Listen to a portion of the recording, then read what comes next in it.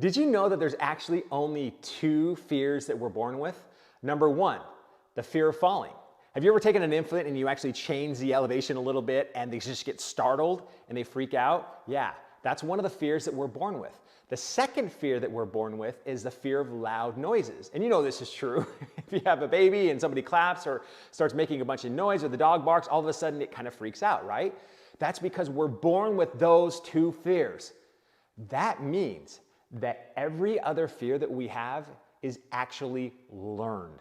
Most of the things that you're scared of, most of the fears that you have that are keeping you from essentially who you want to become are things that you've learned from other people or other situations. In fact, those thoughts of fear, they're not even your thoughts. You didn't actually have them when you were born. You were only born with the two fears. Every other fear was learned. All limitations, which of course are also fears, are also learned.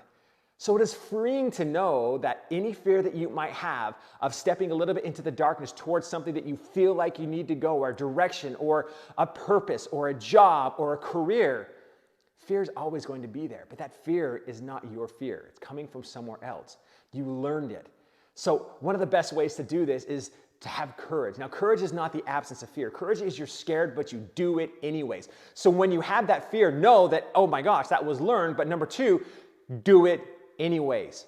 Take a step immediately. The longer you wait, the longer your brain will actually try to get you from doing what you want to do.